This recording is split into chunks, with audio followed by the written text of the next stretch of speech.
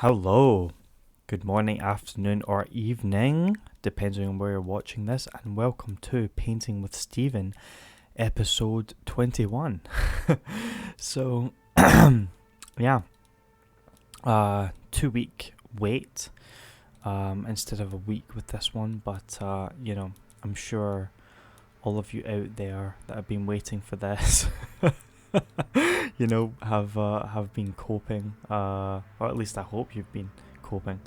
But this one for me is actually quite an exciting one. And yeah, I was busy last week. Didn't really get a chance to get it out. Ended up extending the painting time a little bit. I could have probably, it's not the painting itself that took ages. It was just the fact that, I just so happened to have quite a busy schedule last week, and so didn't get really a chance to work on this until, now last week. I'm talking about last week.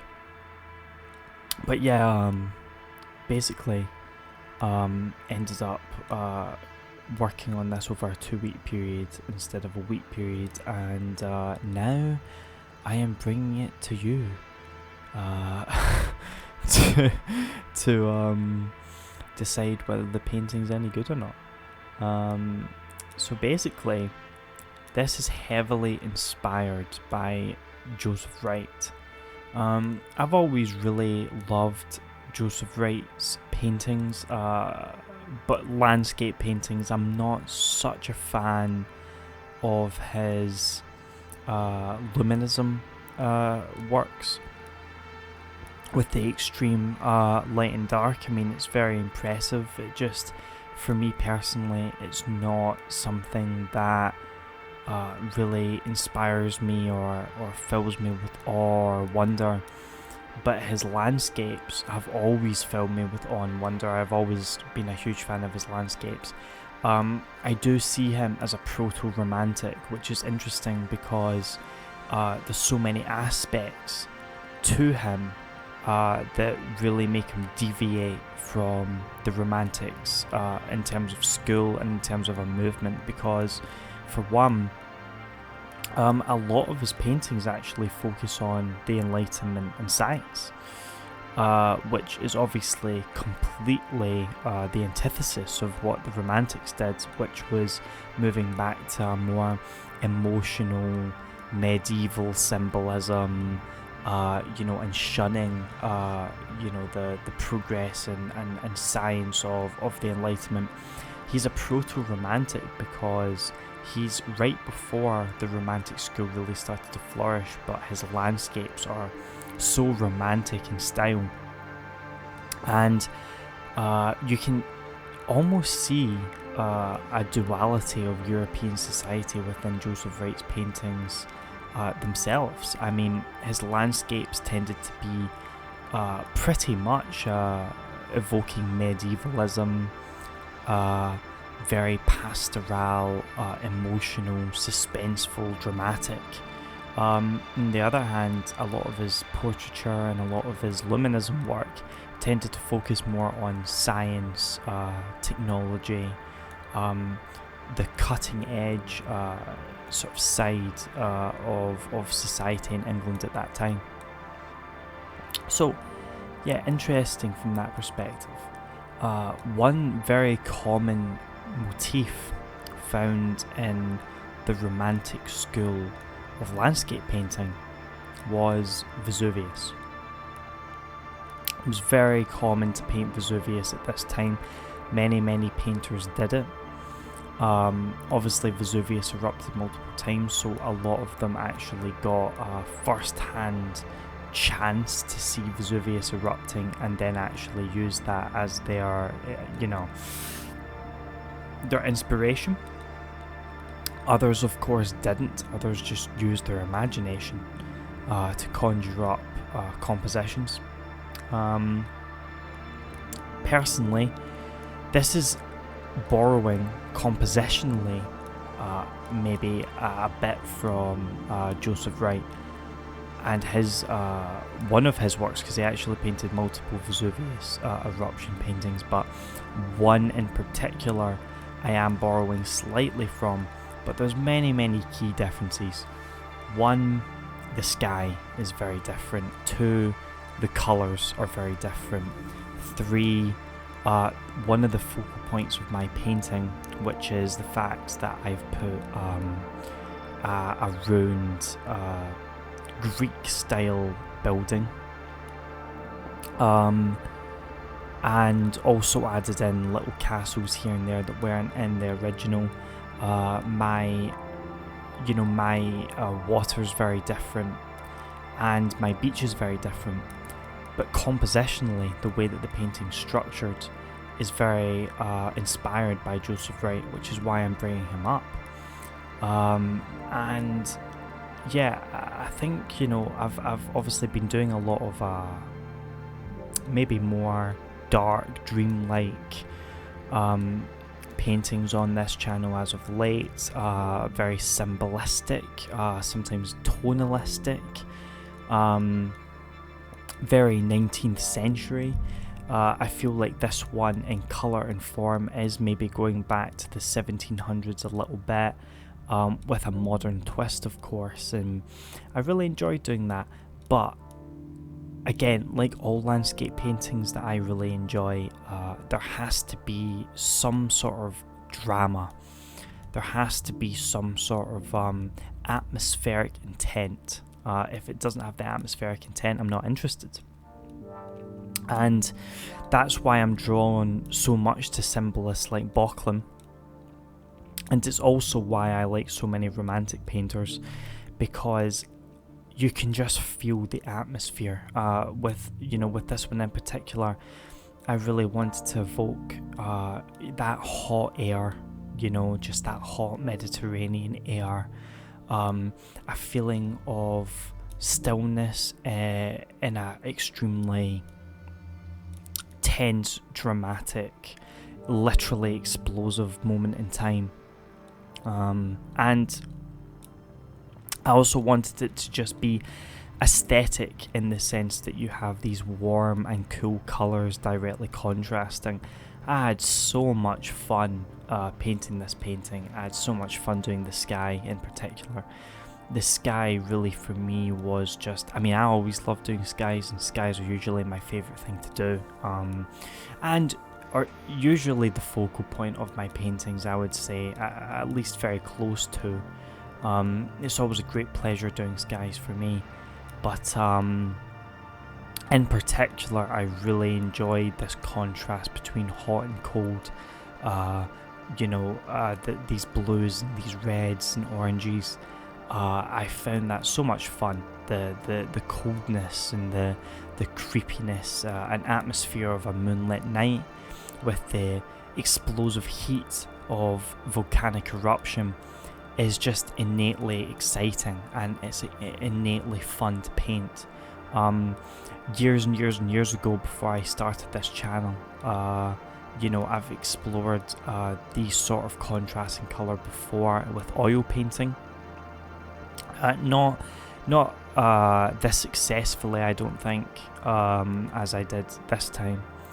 But certainly, yes, I have explored this sort of, colour contrast before in my paintings and really enjoyed doing it. I feel like I've improved so much as a painter since then. I'm glad that I had the opportunity to try it again, with maybe a bit of a new skill set, maybe a little bit more of a mature approach, a more up-to-date compositional technique, to really try and actually bring the most out of that technique.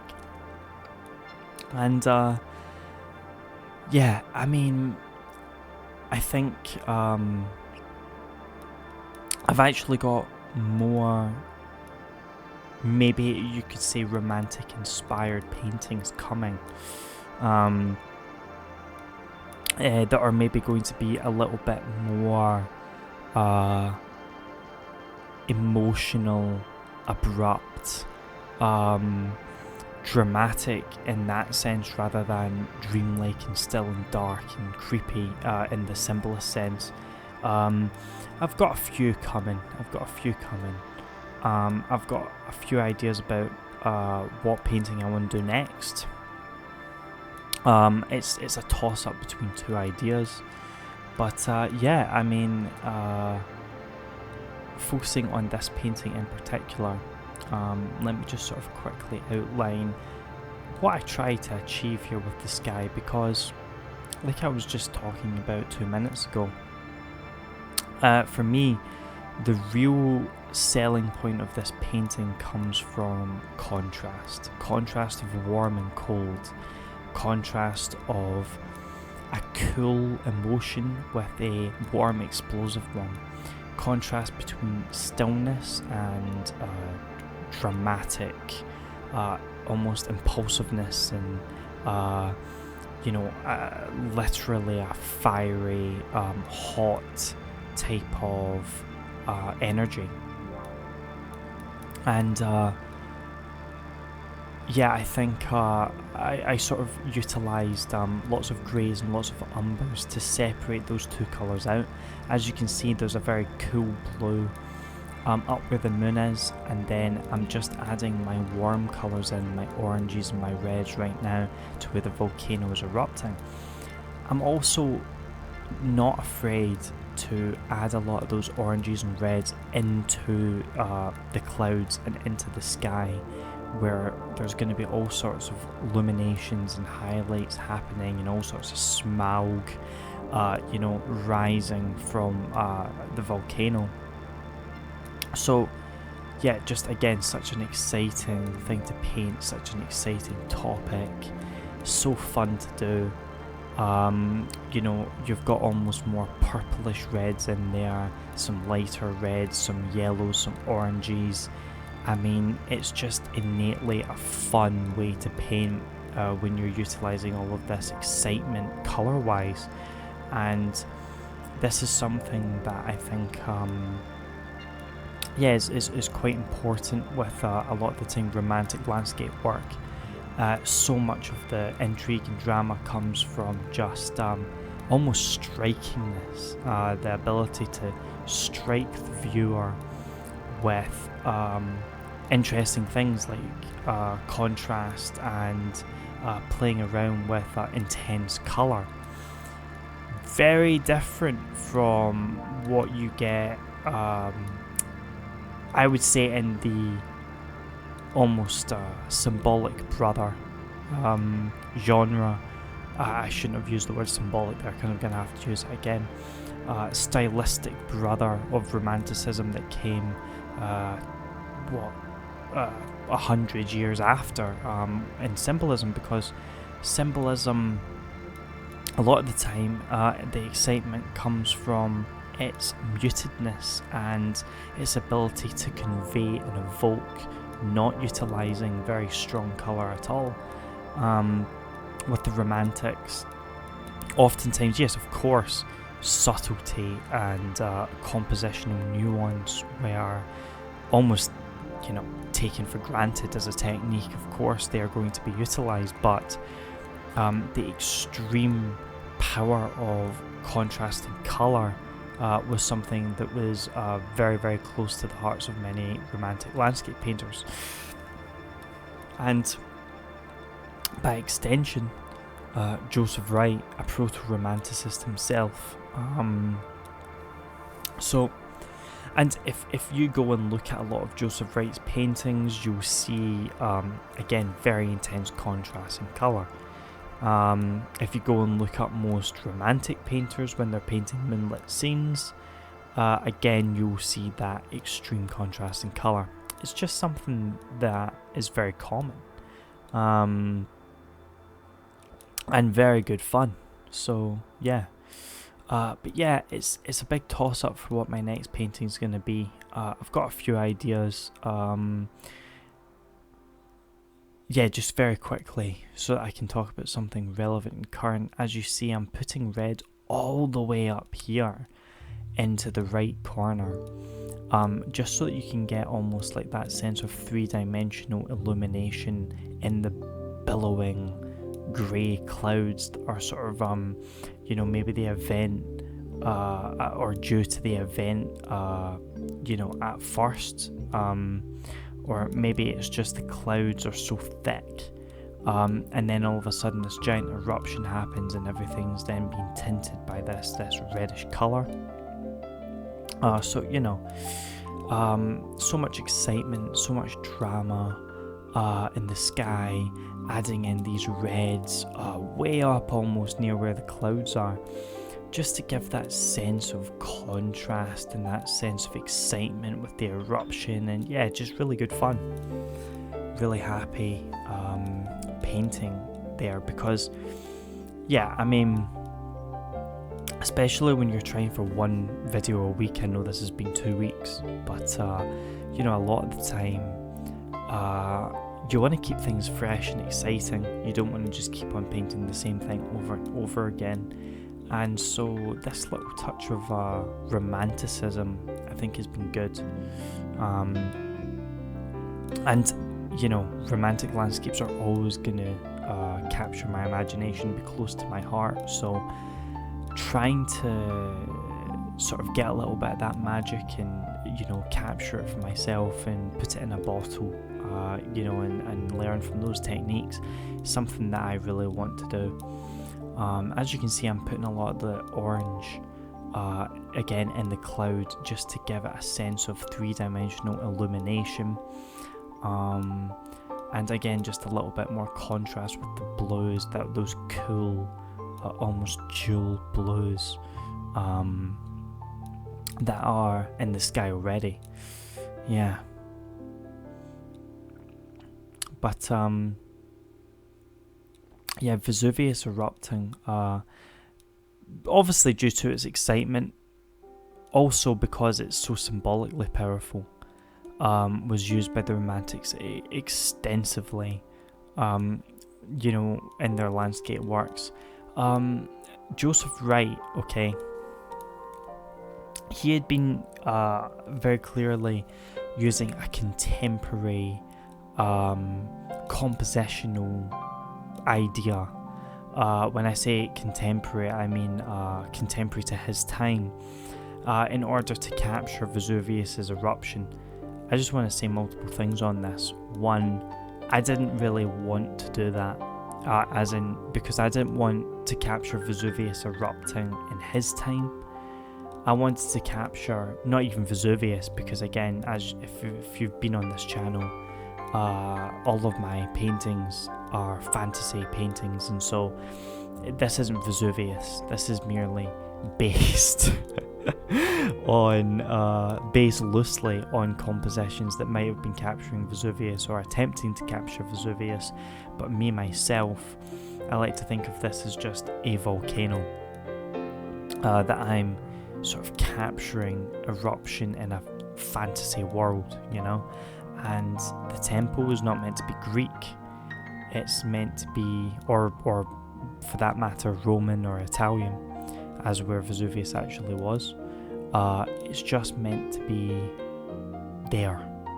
You know what I mean? It's just meant to sort of capture this sort of antiquity, this idea of a civilization that had maybe achieved milestones and had then crumbled into time, or maybe evolved into a more sort of medieval society, a medieval European society, hence why I've added little castles and forts and towers in. So this is not meant to be Italy, this is not meant to be Greece, this is just meant to be a fantasy world of my own making. And that's why I did not stick to Joseph Wright's architectural ideas here. I veered off and painted my own made-up designs for temples and for castles, and just sort of went a little bit my own way with it. Compositionally, borrowed from Joseph Wright for sure, but not in terms of the architecture. A lot of the colours and certainly the temple, which is one of the focal points of the painting, is not got anything really to do with Joseph Wright, because I wanted to evoke a far older time than he was trying to evoke. And I don't exactly know what I want the symbolic power of this painting to be yet, in the sense that I more want it to just sort of be striking. Is the volcanic eruption symbolic of like a sort of apocalyptic event almost for the society, or anything like that? I don't know. I really don't know. I wasn't really almost planning an overarching symbolic theme for this painting, as much as I was almost more just trying to capture an emotional intent, an emotional spirit. But I'm sure if you go and read my little blurb that I'm going to write after this, for what the painting represents and the little fantasy story that goes along with it, I'll have come up with some sort of critique about what the painting means and what it represents and why I've painted what I've painted. But yeah, it's very good fun painting things like this, and it's a little bit of a challenge, which also is good fun, because you don't want to keep things the same, do you? You definitely don't want to do that. You constantly want to mix things up, I feel. If you don't mix things up, then there does become stagnation, doesn't there? And that's the worst thing in terms of art and what an artist can do. Is stagnate. You definitely don't want that. You want to constantly be evolving and moving as an artist, I feel. You want to constantly be trying new ideas and thinking up imaginative ways to do things, because if you don't do that, you do end up just getting into a rut and painting things that are easy, and you don't want to do that. You want to paint things that are challenging, or at least new and exciting from a compositional perspective or a colour perspective or anything like that. You don't want to be, you don't want to push yourself too far out of your comfort zone, I suppose, in the sense that like it will put you off and it will end up not enticing you into further development. But you also don't want to be, playing it safe constantly and not actually changing what you're doing. Because that's the thing, like it's very, very great to be able to, have techniques that you can pull out of the bag and just sort of utilize because you're so comfortable with them, and that's all very well and good. And yeah, of course you're going to use techniques that you're comfortable with when you're painting compositions, because that's what learning is. But how you utilize those, for example, ways of painting can change and adapt to what your setting is, and that's where I think changing up your composition and what you're trying to do compositionally can be very, very exciting and important for development, because it forces you to think a different way.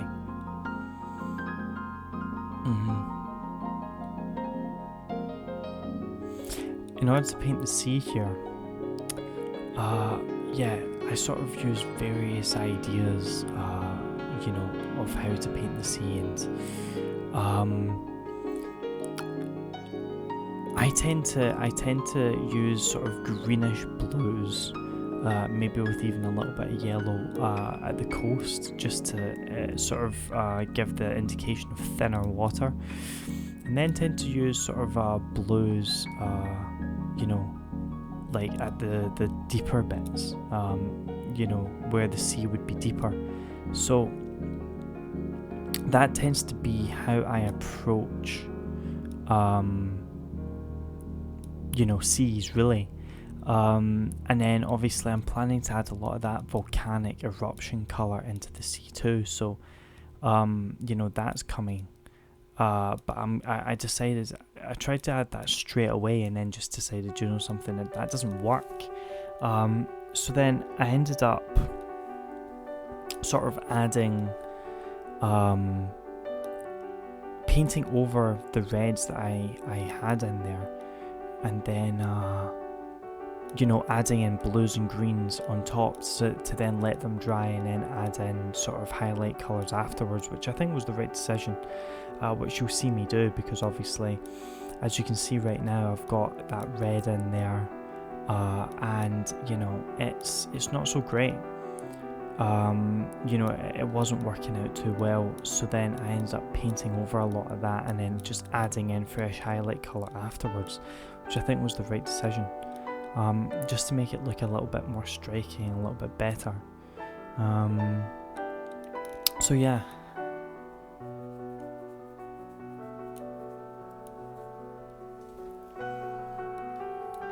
It's weird because for me this painting went quite smoothly, that like it wasn't like a lot of my other previous episodes, like like Every Empire Will Fall, that one was a slog and it was long and it took ages. With this one it wasn't like that at all. It was quite seamless and smooth actually, but it took a surprising amount of time to paint, because I've looked back at how long my footage is and I was like, oh wow, did it really take that long? Didn't feel like it was taking that long, in all honesty, so that's quite interesting. But I'm sorry about the lighting here, it's terrible. That's just, I've complained about that before, on camera. That's just where I film, and when a certain time of day hits, it's just horrible. But I also look really dishevelled and unkempt because a lot of the time at the weekends is when I paint and I just roll out of bed and then start painting. But hey ho, it is what it is, right? But yeah, as you can see, I've painted over that red, and then I'm gonna go in for more, and I'm just gonna sort of re-highlight where the volcano is.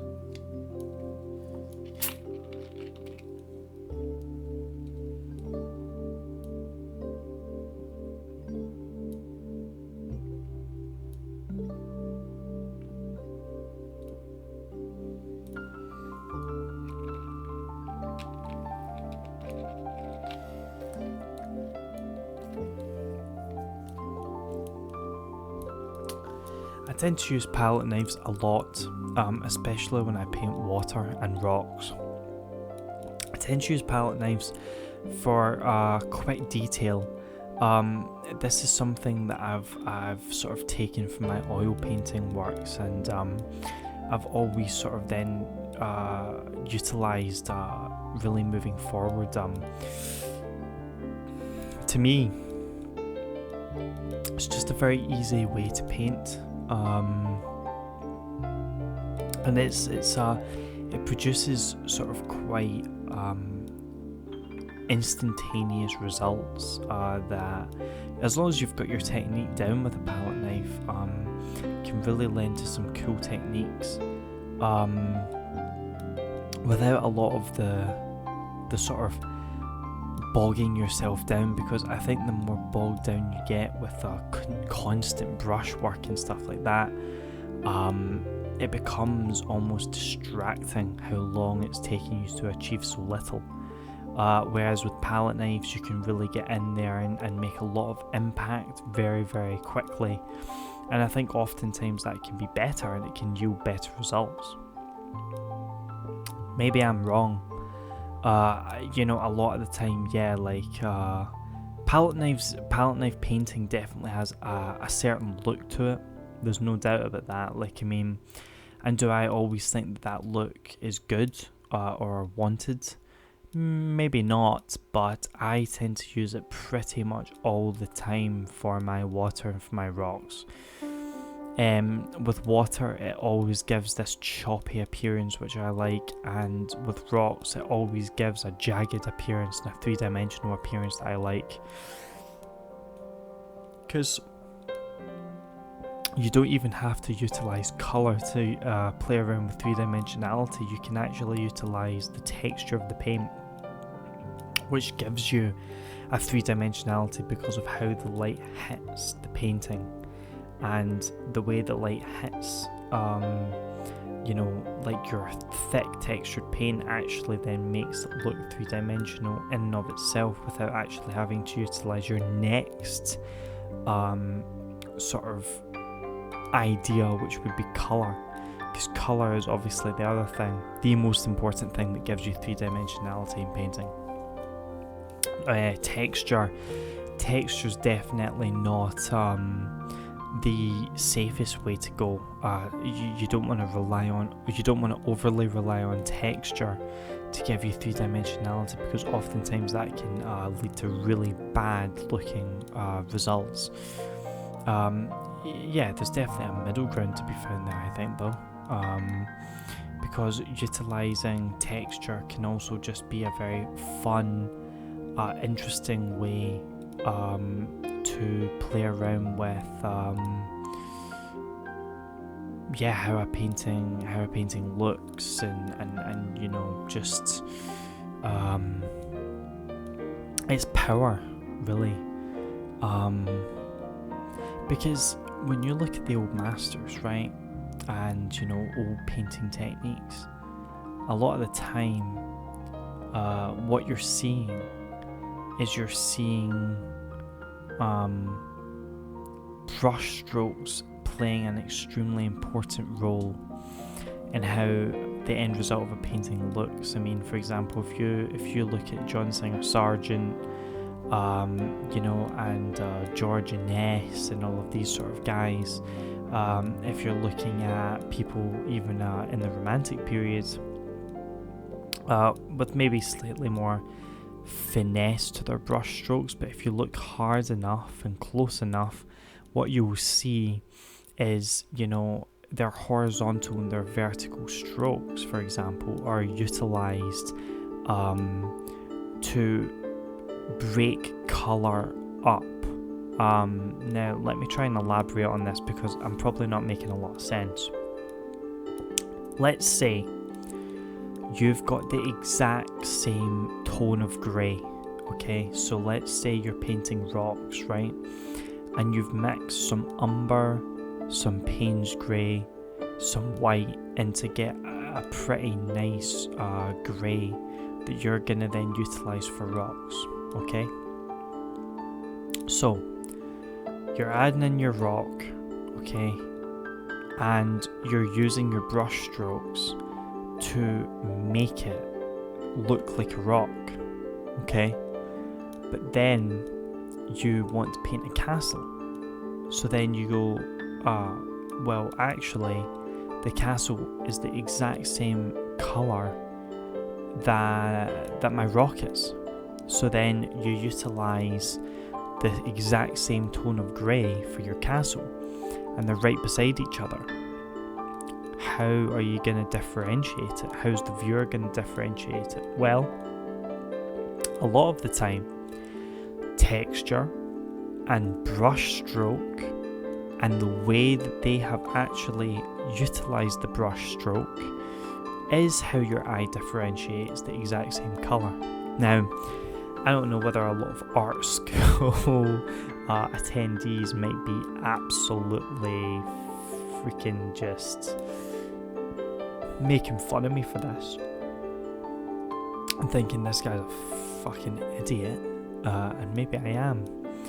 But let's say, for example, I'm painting this cliff in right now with a very dark grey. If I then want to utilise that dark grey at the castle, and they're right beside each other, those colours, then I'm going to need to find a way to differentiate them and have people's eyes differentiate them. So if my strokes for the cliff, for example, are vertical, then if I paint the castle horizontal, there is going to be a slight differentiation as to how your eye sees that. And yes, that does help. I personally think that and palette knife painting is almost an extreme form of that. You're utilizing knife strokes and the texture of the paint to produce a different effect for the viewer's eye, and so you can get quite creative with it and utilize the same colors in different ways, which is definitely an exciting way to paint, I think.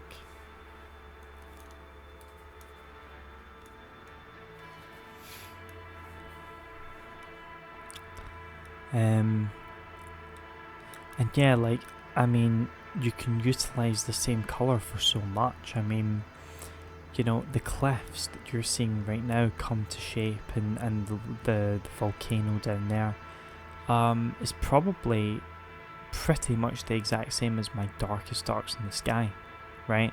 It's like umber, grey, and I don't think there's any white there actually, so it will just be umber and grey mixed together to produce this super dark colour. And it will be the exact same as the colour in the sky. That, you know, my darkest dark there, for example, at the left, that my head's right now currently covering there, that will be the exact same mixture of grey and brown, which then has been utilised in different ways down here on the land, because the strokes make it look different.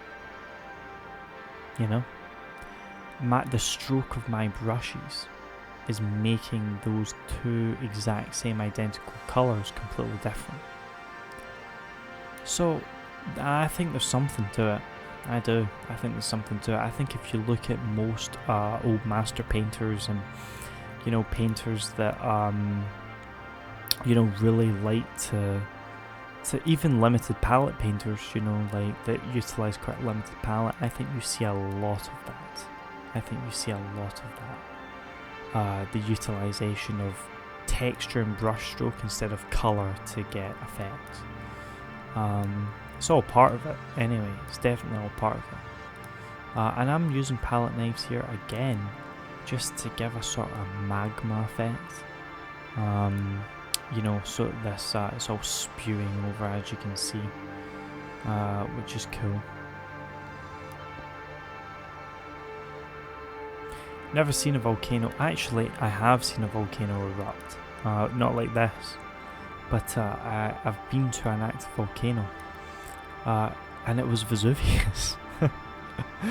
I've been to Vesuvius, I've been to Pompeii, I've been to Naples, and I saw the smoke billowing out of Vesuvius still. I've also been to Yellowstone, where you can obviously see the geysers and different indications of the fact the supervolcano below is, well, it will erupt at some point, and when it does erupt, there's a high likelihood that we're all going to die. There could be a mass extinction event when the Yellowstone supervolcano erupts, because it will blot out the sun, or at least that's what they're concerned about happening, which would be akin to, you know, the way people envision a nuclear winter, for example. Same sort of deal. You know, the sun will get blotted out and we won't be able to subsist on any food that is obviously reliant on the sun's energy to be produced, and us ourselves obviously are also reliant on the sun's energy to live. So yeah, quite interesting. But of course volcanoes like this have erupted all throughout time. It's actually quite interesting because a lot of the time, for example, Vesuvius's eruption was seen as an omen in quite a few times in history. One of them was when the Americans invaded Italy in World War II. The American soldiers actually saw Vesuvius erupting, and a lot of people on the Italian side saw that as an omen of destruction for their Mussolini's fascist regime. Of course, a lot of people were sympathetic to communism in Italy anyway, and the fascist Italians pretty much, their days were numbered anyway. The communists were probably going to try and usurp Mussolini or have a hostile takeover. And let's be honest, fascist communists, pick your poison really. Communism has obviously killed 20 times more people than fascism ever has, and the communist insurgents of Italy were not exactly nice, were not exactly favourable to, let's say, Mussolini's regime, because they were just as ideologically destructive, and just as violent. So yeah, it was a turbulent situation in the 20th century, wasn't it? Really was probably, you could argue, the beginning of the end for Europe, and the culmination of the intense nihilism, the fin de siècle attitude of the 19th century and the 18th century. It was probably the natural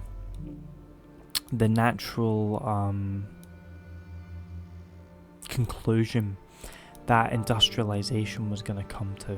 I feel industrialization was always really going to lead us down the path to complete destruction at some point, and I think the 20th century was probably the closest that we were going to get to that. I think there's more to come, because again, in this post-industrialist society now, we're heading to even more nihilistic, destructive times in all of our civilizations, and a real spiritual decay and loss of meaning in society, which obviously in the 17 and 1800s and the 1900s was an ever-growing concern among the populations, losing faith in their societies, their religions, their institutions. But after World War II, that loss of meaning really just was absolutely accelerated, and now people really are struggling to find any meaning whatsoever in this post-World War II existence that we call the modern world. Yeah. So where things like this, painting and symbolism, there's something very exciting about things like that, isn't there? There really is. It gives you, I think a lot of artists feel like it's their actual calling in life to produce intriguing paintings, music, whatever, and at the very least that gives you purpose. I think it might be ill-founded in the sense that a lot of artists then struggle with a society that doesn't really hold them in high regard anymore, and have a place in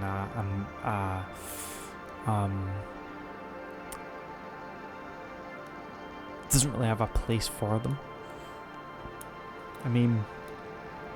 We've talked about this on this channel before: ancient Greece, ancient Rome.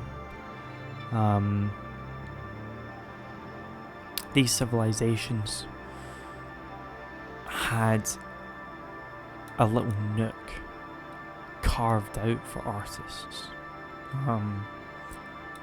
where artists were seen as an important facet of that society, whereas in this one, not so much.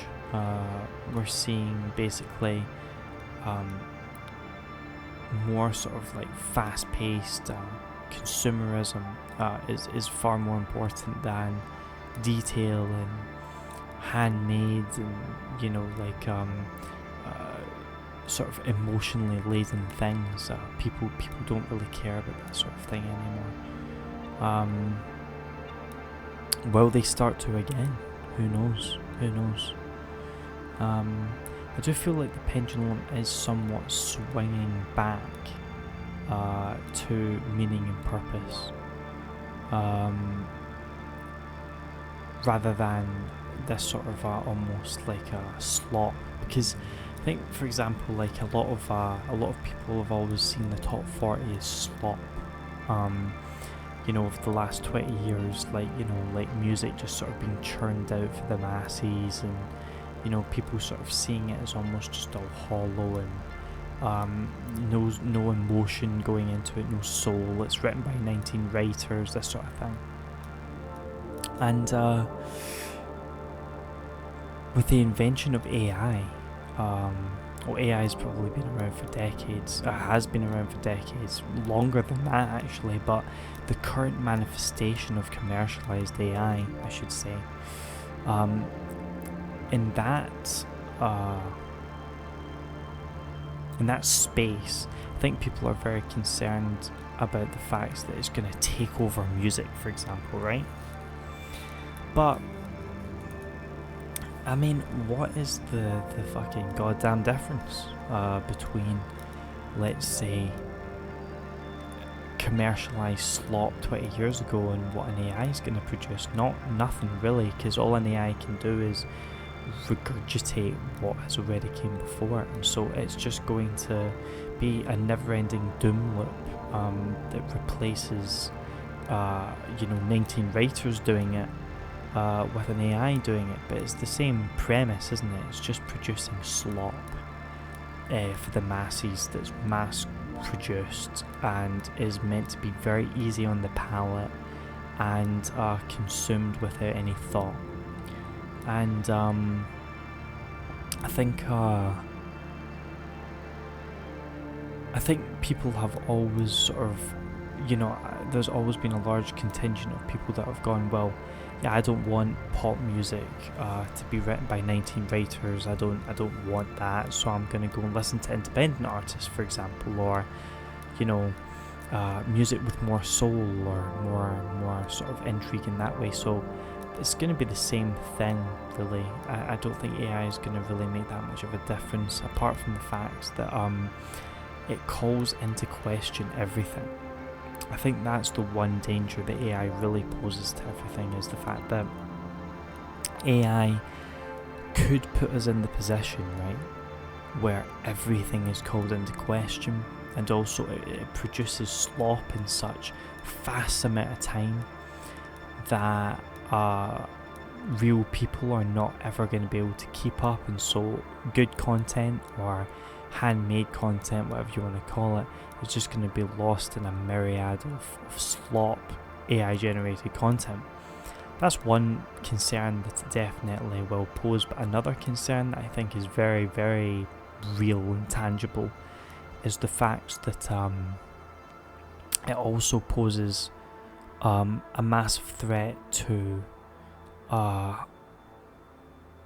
authenticity, in the sense that, for example, you'll have a little 14-year-old girl out there right now and a little 14-year-old boy, and back when they were, I was 14, really into music, what I would be doing is I would be obsessing over a band that I loved and listening to all of their music again and again, and what each song's meaning was, and how they'd organised the album to be this certain way, and how it explored the inner turmoil of this band member or whatever, actual meaning in songwriting.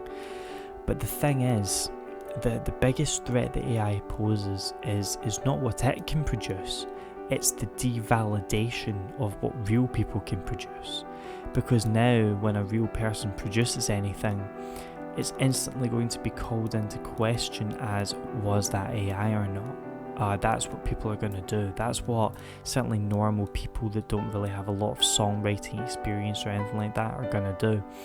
They're going to go, oh, did you use AI to make that?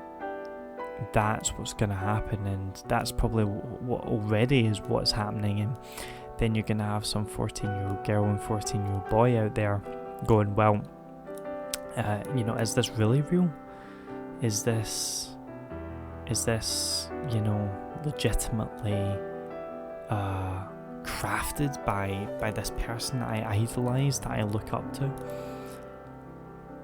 Which is the most concerning part. But as a complete tangent and sort of a change of topic, but it may be in the same vein slightly.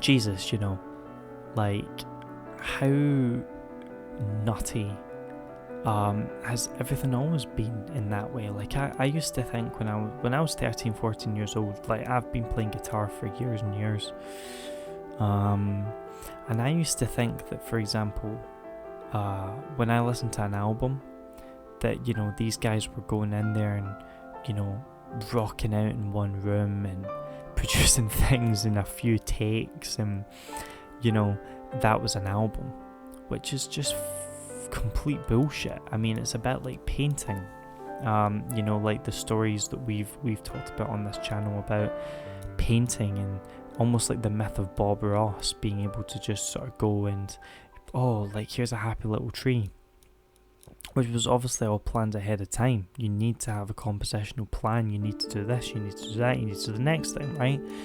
Well, with music, it's the same thing. I mean, but it's to a ridiculous degree with music, because in order to get what most people would now see as a almost accepted, mainstream accepted production value on your songs, you need to basically cheat your ass off. Most people have been doing that for many, many, many decades. I mean, and it doesn't matter how heavy or how underground the music is, or how countercultural the music is, cheating is occurring, or at least not cheating, but in the sense that it's not how your naive 14-year-old mind thinks it works. 50 guitar takes, 50, to get one solo, there's usually like 20 spliced attempts put together to make one listenable thing. Sped up tapes, slowed down tapes, you know what I mean? Auto-tune now, obviously, the invention of auto-tune, all that crap. Not that I use that, or have ever. Not that I don't even have the money, obviously, because the music I produce is all me recording everything in my room. So it's not like I have money for auto-tune or all this crazy stuff, even if I wanted it. And to be fair, I tend to do things in 1 or 2 takes, not because of anything other than time constraint. So if I don't get a perfect take, I go, who cares, and put it out anyway. But I mean, I think a lot of people do, they don't understand just how crazily edited most of the stuff they listen to has always been, which is interesting, just from that perspective, I guess. Most people probably don't realise that most of their favourite artists have always sort of done this crazy stuff, and once you start to realise that, it's almost a bit like finding out Santa Claus isn't real. You start to hear the music in a different way. Some people enjoy it more. Some people are then, maybe their eyes awaken to the fact that, look at the intricacies of how they recorded this, and the different microphones, and the different way that it's all mixed and edited. Some people love that. Some people, it takes the magic right out of it. Just depends on who you are. But like, it's not like, for example, bands like Led Zeppelin, who had millions, and of course all of these bands have millions and millions and millions of pounds and dollars to spend on production, even back in the 60s and 70s and 80s, you know, so it's not like it's ever going to be, oh yeah, like go in and do a few takes and then we'll call it a day and we'll release the album. That's clearly not what's going on, you know. They're renting out super expensive studios, super expensive engineers, do you know what I mean? Like, so it's always going to be like that. But yeah.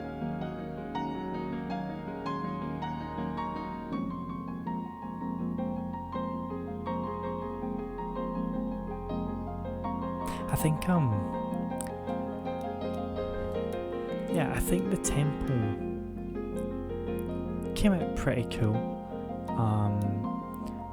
You know, this sort of Greek Roman style temple that's here, and I wanted it to sort of be obscured by cloud. You know, like on the its left side. So yeah, I think it was pretty cool, to be fair, like the way it all worked out. And then obviously this cliff, I started adding more and more to the cliff in terms of highlight colour, just to sort of get maybe a bit of that volcanic sort of light onto the cliff. And yeah, I think that was the right decision. I don't think it would have looked as good if I had kept it as dark as I had it previously.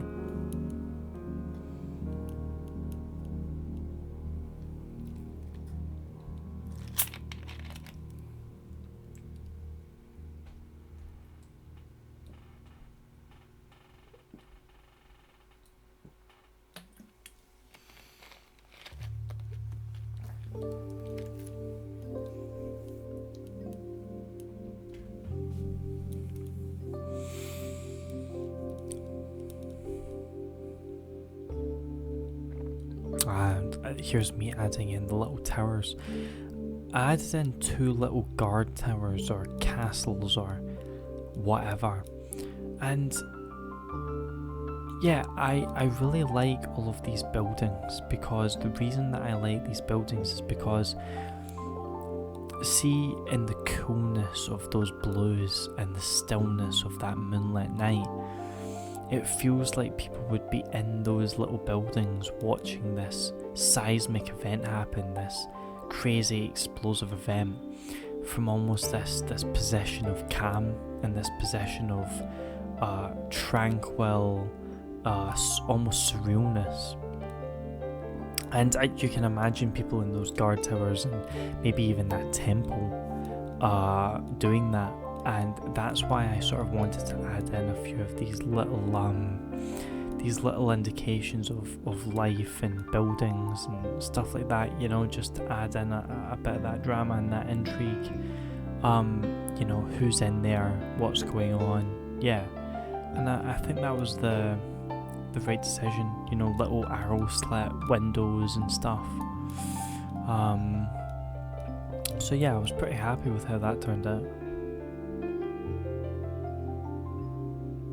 Obviously, like, there's also trees there, the indication of trees on that cliff.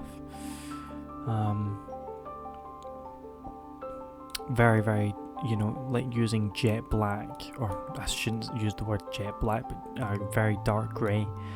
And then letting it dry and putting on green highlights, you know, just to get that very subdued green effect. And then I added in actually just a slightly brighter green right there, just to make it pop a tiny bit more, but again, still keeping it very subdued,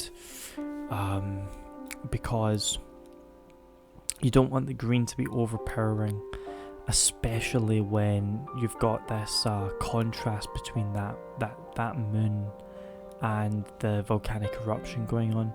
And really the two brightest brights of the painting are that you know, that moon and that volcano erupting. So, and you want to keep it that way.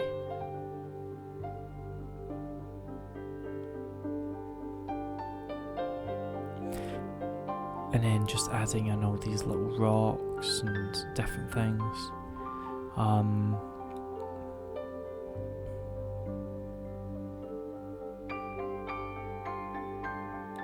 You know, and I'm pretty sure it's Hawaii, isn't it? Where you can actually see volcanoes, or not volcanoes, but magma in real time fall into the sea and make new land masses, which is just incredible to think about. And also, I'm pretty sure you can do the same thing in Japan. Japan has real-time eruptions, and Japan is obviously a hotspot for volcanic activity. I would really like to see that at some point in my life if I ever have the chance. I'd really like to see, you know, some volcanic activity. I think it would be very fun, very cool. Yeah. Next year in 2026, I'm planning to go to Spain to see the total eclipse. That's my hope, at least. Hopefully, I don't go all that way, and then it doesn't happen. But that's the way with these things, isn't it? You know, it's all down to fate and chance. It's a bit like seeing the aurora borealis or the northern lights, whatever you want to call it. You know, when you go to Iceland, you're not guaranteed to see the northern lights. It's still a force majeure, and it is completely down to God, really, whether you're going to see anything.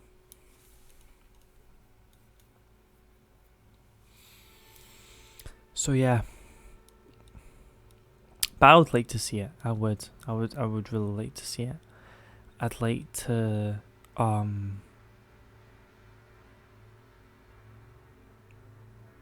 experience at least one in my life. I think eclipses, again, they have that innate drama, don't they? So many natural events almost feel like a sort of placeholder, a placeholder event, or an event that's actually going to almost mark immense change, or that it mirrors some sort of incredible societal or personal drama in your life and your society's life. That these things all are intertwined and matter. At the very least, from a storytelling or fantasy perspective, these things have quite a bit of power. And yeah, I think things like eclipses and stuff like that, they do have power. And I'd love to see it. I'd really love to see one. So hopefully in 2026 I will. I've actually painted a few oil paintings of eclipses in the past. Maybe that's something that I should be doing as well. Like, maybe I should sort of attempt to do like a more up-to-date modern interpretation in terms of my technique of painting something like that. You know, could be quite cool. You know, some sort of eclipse event. Again, maybe in a sort of romantic context, or, you know, like utilising some form of symbolism or medievalism or something, adding in castles and different things like that. I definitely like a cosmic sky. I was really happy with my cairn video. I either called it cairn or I called it I think it was it dolmen. I either called it a dolmen or a cairn of the unknown hero, I think I called it. But yeah, that was I liked that combination of my current landscape painting techniques with a more cosmic sky that I would have traditionally painted with oil paints. And I enjoyed that. It sort of created quite a unique look, I think. Almost a fantasy look. Very ethereal, very sort of almost striking, and I enjoyed that sort of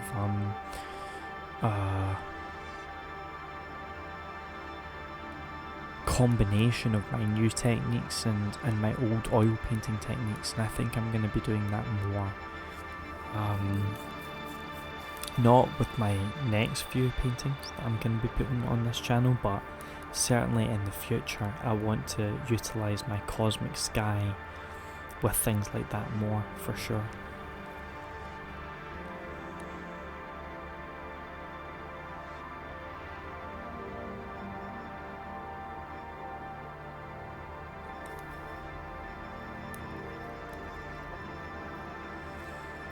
Wasn't sure how bright to do the beach,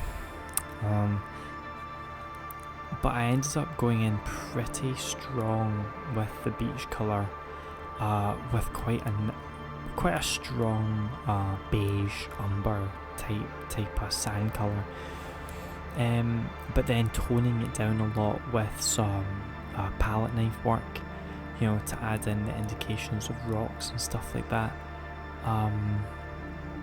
So yeah, I think that was that worked out okay. Maybe I could have gone darker with the beach colour, but I'm happy with the overall result. So I'm not gonna spend a lot of time questioning what I did. Do you know what I mean? Like, because you can really only do beaches a few different ways. I think maybe I'm missing something. There's probably a better technique that I could have utilised to maybe not distract as much from the lights of the volcano and the moon, because it is quite a light sand colour that I utilised, but I think I toned it down enough with my knife work that it it was fine, I think. I mean, obviously you'll see the end result in a few minutes, so you can maybe post what you think down in the comments,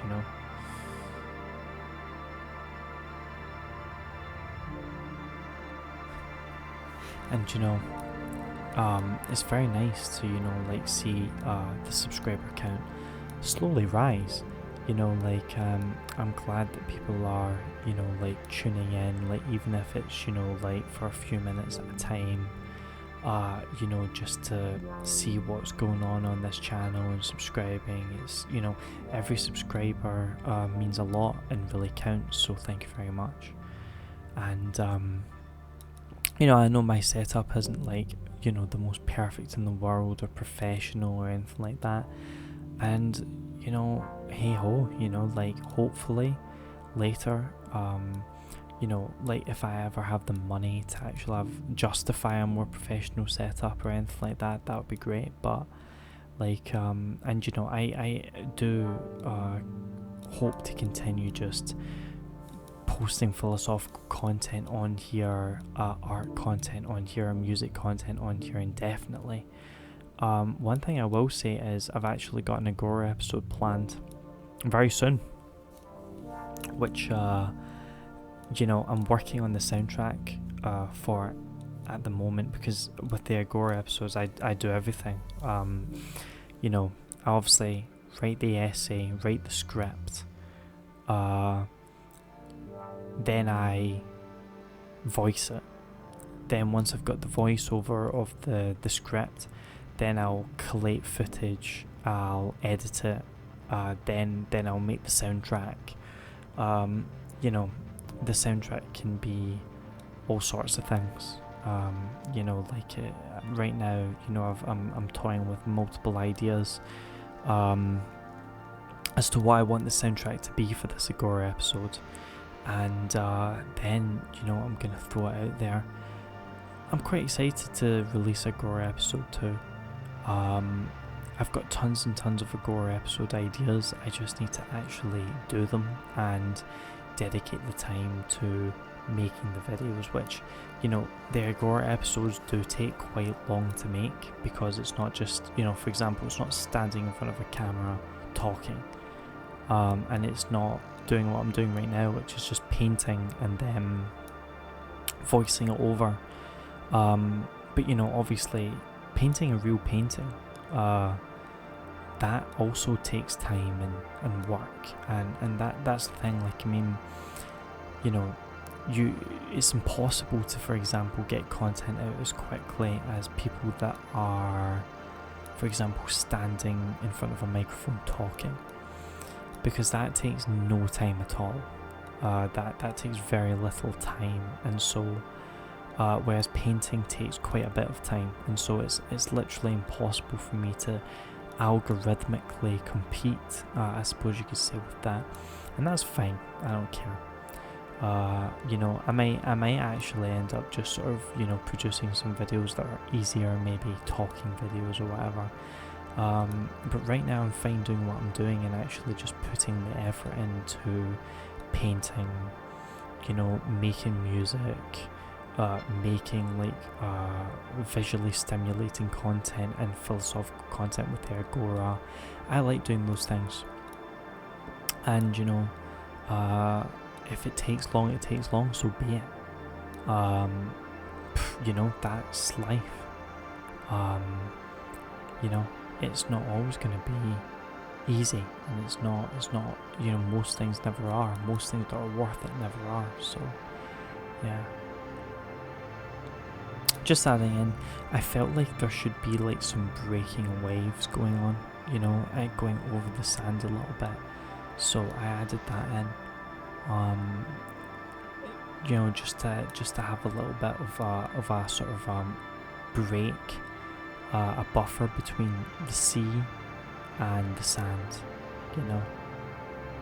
Sorry, yeah, again, the lighting is so bad. I'm so sorry about that. It's terrible. But yeah, what can I do? It's the only place that I really have to film at the moment that's appropriate, and paint. When I get a good place though, like when I get a good place to set up on a more professional format, I think that'll be really good. But as of right now, yeah, it's you know, I just have to make do with what I've got. Painting in this last little building, which I think sort of, it looks like a medieval castle to me. Like, it feels like a medieval castle. It's more sort of akin to maybe almost like a prison. I don't know what exactly, like, I just sort of came up with it and made up what it was going to be, and yeah, it sort of feels like a big bastion, you know, a big sea fortress almost. I like to think of that's probably what it is. It's some sort of sea fortress that's defending a kingdom, because clearly this civilization had this ancient period, this flourishing ancient period in their architecture, with the temple up there on the cliff.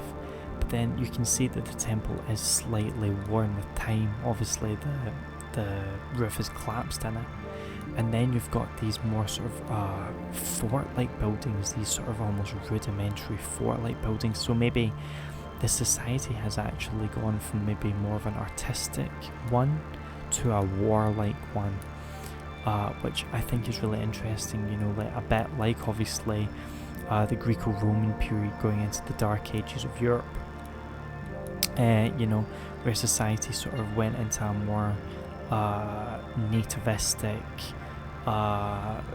closed off, you know, warlike society, where it was almost like, you know, tribes going at it with each other, you know, because it was really tribes that founded all of the countries in Europe, wasn't it? And then that sort of culminated in the constant wars and feuds between these different clashing ethnicities that led to the beautiful and incredibly turbulent and interesting history that Europe does have. And the phenomenal glory and intrigue that comes with military success and societal, societal military dominance. So I don't know, maybe this society moved and sort of veered to a more sort of almost rudimentary, warlike, but still very advanced and very utilitarian way of doing things, where, it may not be as flashy as the temple, but it's actually more useful, and it's also very striking still in its not brutalism as in the artistic movement or the architectural movement, but very striking in its robustness.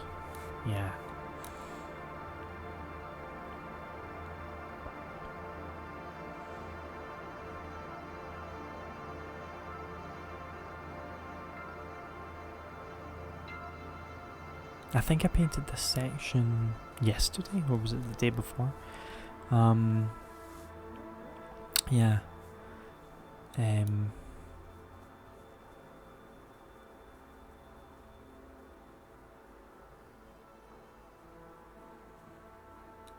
The sea fort. Yeah, I like that. Beach fort. You can imagine all those people manning the walls and looking through those little windows, just seeing this eruption and thinking what omen it represents to their society, Anyway, this is the final result. And I'm pretty happy with it. I'm happy with the warmth of the volcano clashing and contrasting with the moon. I'm happy with the temple. I'm happy with the sea. I'm pretty happy with the forts. So overall, I think this painting pretty much went to plan. I think I'm gonna maybe for my next painting do something very striking like this again, maybe a nice contrast of colour. Certainly it will probably be more romantic inspired rather than symbolist inspired anyway for my next painting episode, so tune in to that, and I shall catch you for episode 22. Thank you so much for watching, and goodbye.